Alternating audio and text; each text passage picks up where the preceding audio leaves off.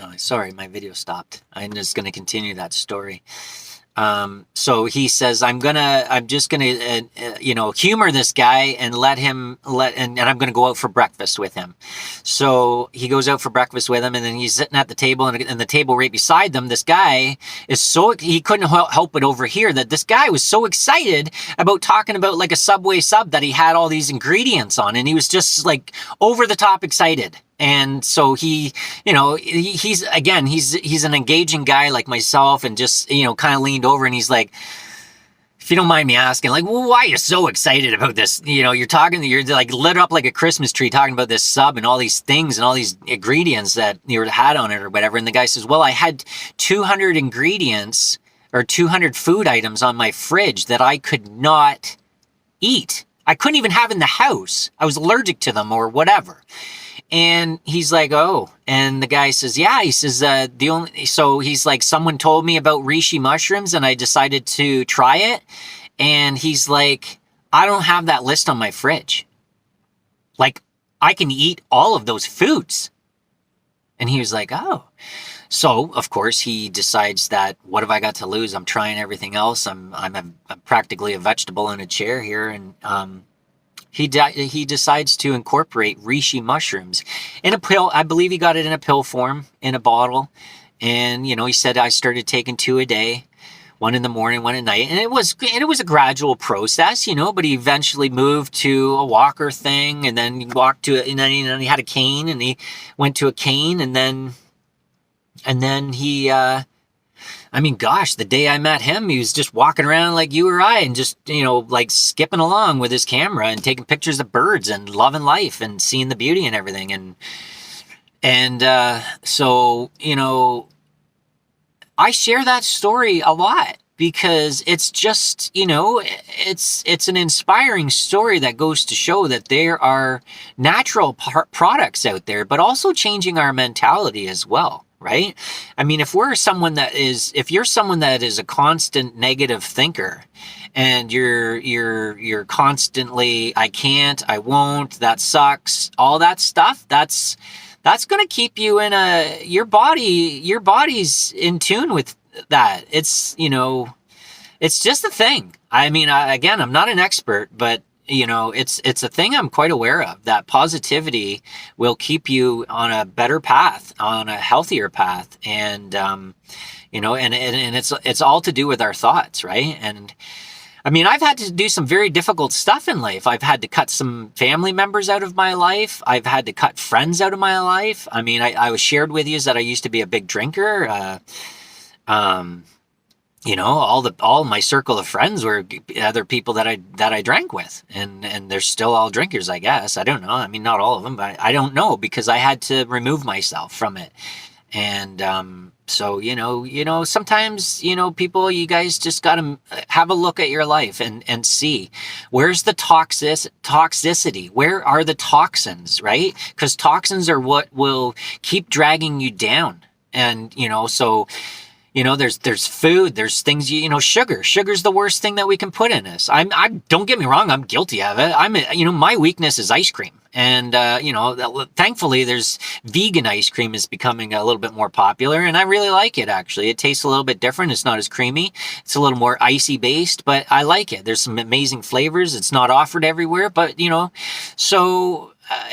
there's things you can do to help your own self, right? And again, it's, I've met people, I've had deep conversations with people, and they, I remember meeting a lady in Utah, and I wouldn't say I'm a channeler or a blender or anything like that, but I felt the presence of her mom come through when I was talking to her, and there was definitely a shift and there was definitely some healing, that there were some messages that she needed that came through for her, through our engaging, beautiful energy exchange. And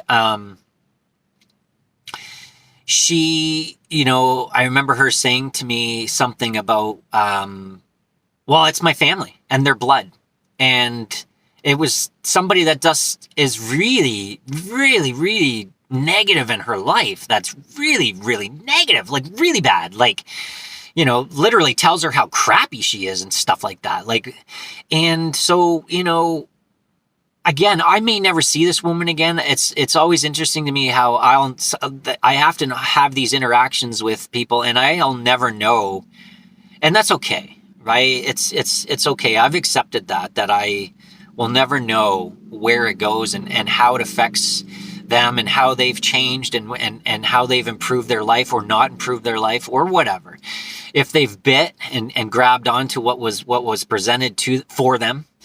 So anyways, I remember saying like, I think that it's, like in your best, again, it was, I feel like it was messages that weren't necessarily coming from me, but through me. And it's whatever. You buy into that or you don't. It doesn't matter to me. I'm just sharing and I'm open about it. And, so yeah, it was beautiful because she got those messages. First of all, she had talked about her mom was deceased, but had passed, but she had talked a little bit about her mom and when she was here. And I kept getting that, she was feeling guilty and she was holding on to some things. And I said, like, I don't know. I don't want to get too deep into it. I'm not even sure. I think I'm very off topic, but the messages came to her that were supposed to come to her, but some of it was removing some of the toxic people in her life that she was holding on to because she had that mentality, like many of us do, that blood is thicker than water, or just like family is family, right? Yeah. We're all brainwashed. I don't want to necessarily use that word because you might be upset with me, but we're all like programmed to think that family is no matter what, right? No matter what, family's family. Like, that's my sister, that's my brother. Like, it doesn't matter. Like, if they treat me like crap, like, it's family. Like, I'm not sure where that comes from. That's been instilled within us. It's kind of crummy because when you do get to a point, if you can, and you recognize that if it's really unhealthy for you and it affects your mentality and your quality of life, then you remove it. It's not easy. It's like some of the hardest crap you have to do. Like, but,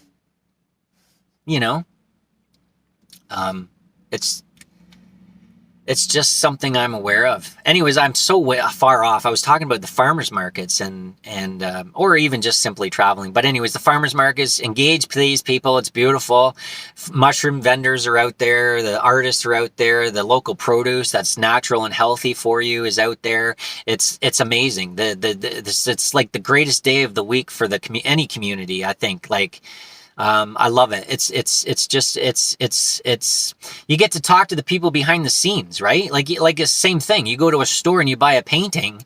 You're not talking to the artist unless they're the ones that own the store or something like that. But you know what I mean? Like when you go to the farmers markets, it's just, and maybe there's other places and avenues that are like the farmers market. I'm just using it as an example that it's just such an amazing place to engage with people behind the people that are actually right behind what it is that you're interested in or that you're looking at or that you're whatever, right? So anyways, yeah, awesome. Farmers markets, mushrooms, things, okay. And, but yeah, so came out of Vancouver Island. Oh, actually we took the ferry across from Victoria over to Port Angeles, which takes you into the States, into Washington. And then we drove all the way down the whole coast. And, it was some friends that I had met up in Dawson City. I was talking about Dawson City being a cool place where people from all over the world, I had met a beautiful couple that were traveling in a van that had created this life for themselves as well. But,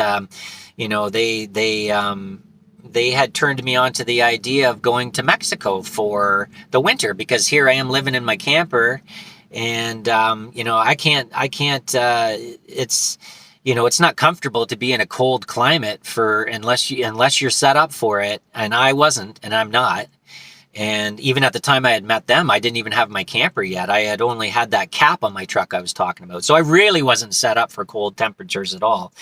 I mean, even in the middle of August when I was up in the Arctic Ocean, I thought, oh my gosh, you don't know what you're going to get up there, even in the middle of August. Trust me, it's, it can be a nice, warm, sunny day like it was the day I got there. And then the next 3 days, it was like, cold. It was like 3 degrees. And and I froze. I used every blanket I had, and I curled up in my bed, and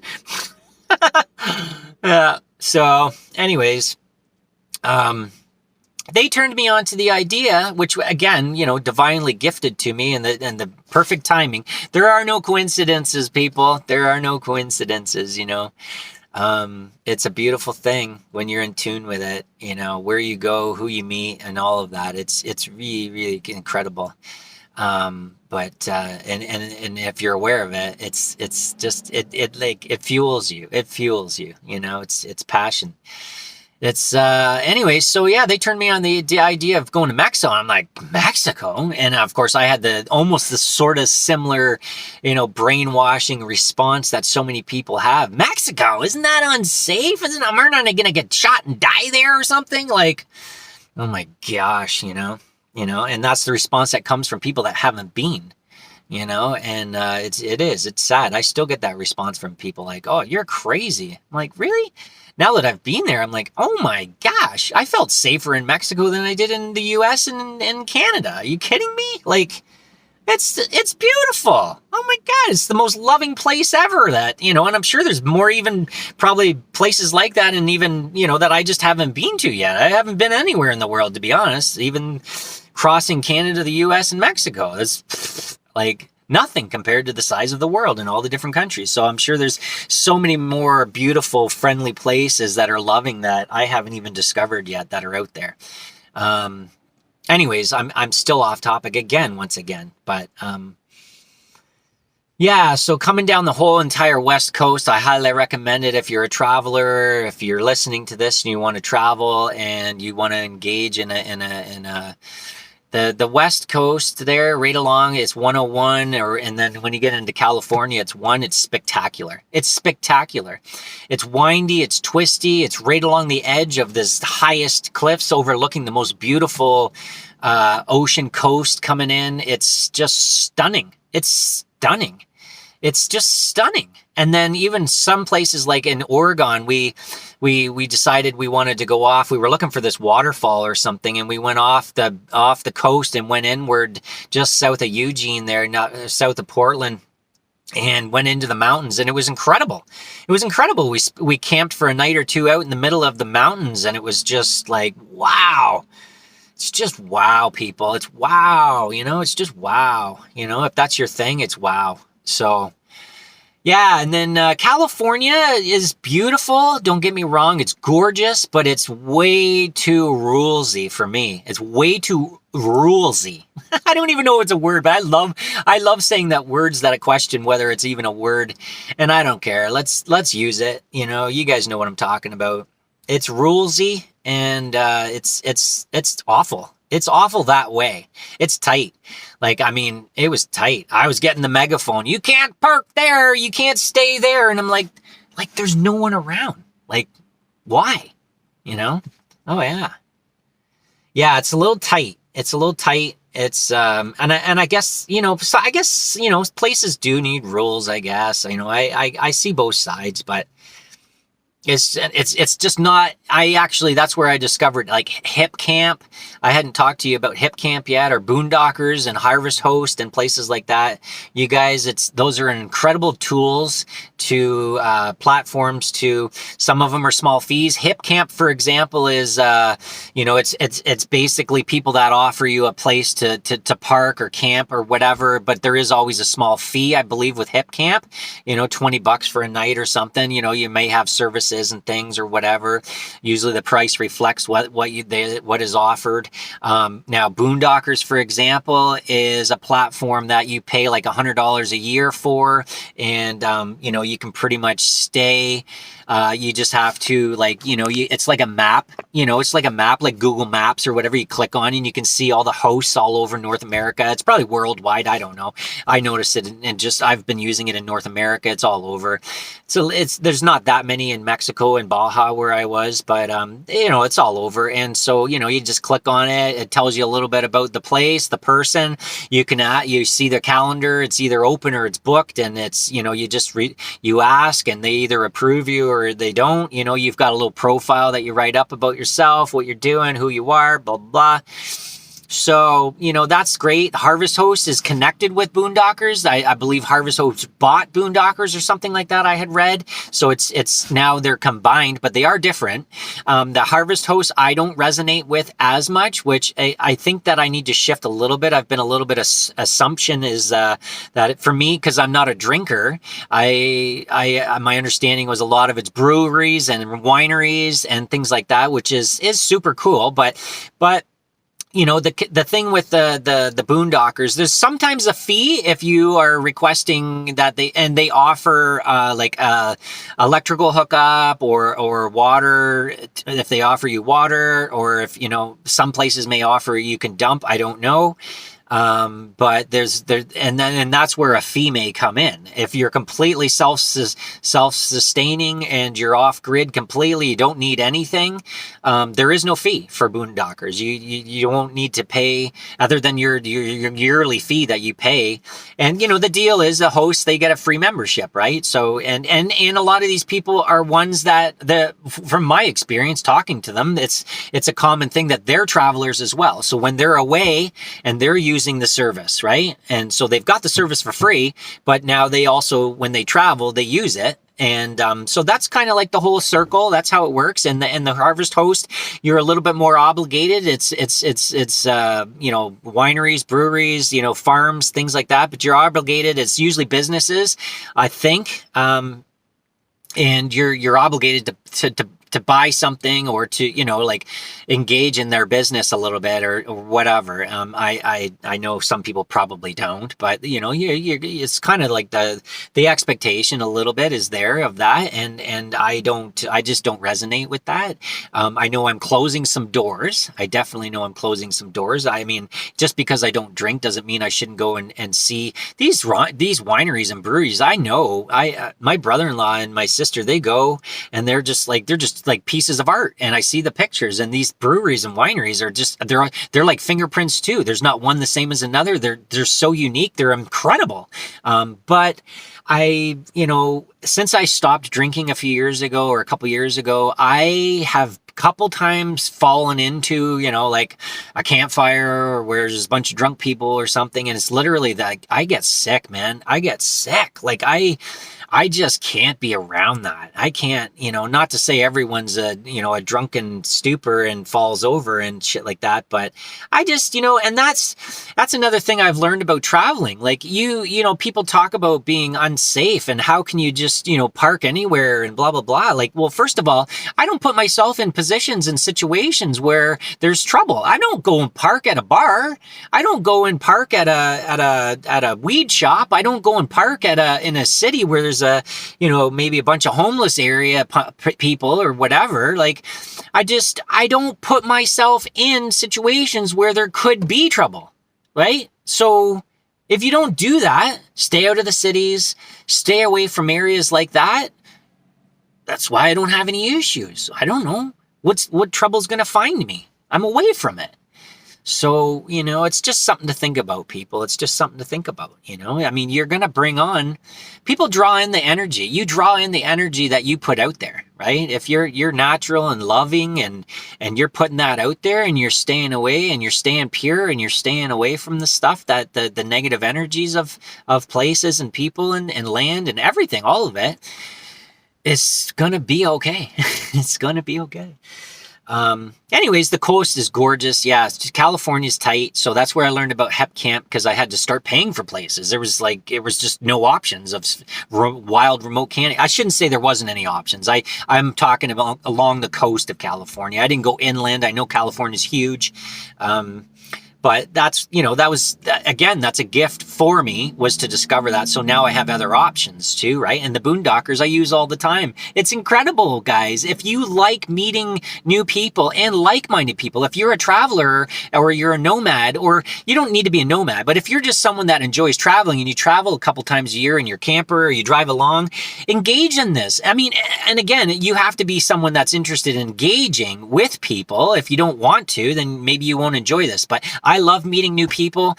Some of the people are just like, you show up and they're just like, hey, here's your place. See you later. And okay. But I don't find that's not the percentages. The higher percentage goes in the direction of people wanting to engage with you, and yeah, it's just there's so many different places. I've stayed on farms with animals, and the kids are all amazing, and like and then there's sometimes you're in a residential area. Like there's just so many different like angles and so many different like. Anyways, it's really cool. So definitely check it out if you're someone that likes to travel and likes to meet people, and just and it just makes it ease. It just brings ease to that you have so many options, right? And of course you have the option of Crown land, and it's called Crown land in Canada, BLM land in the US. It's government owned land that's open. Like there's usually my understanding, there's a rule of either 14 or 21 days that you can stay in a certain place, and then you got to move along. But those places are out there. They're not always easy to find. They don't make it super easy, that's for sure. So sometimes you got to do a little digging, or follow some groups or some platforms. And even some of the groups, they don't want, people have this odd mentality. It's not an odd mentality. I understand it, because there are people that ruin it.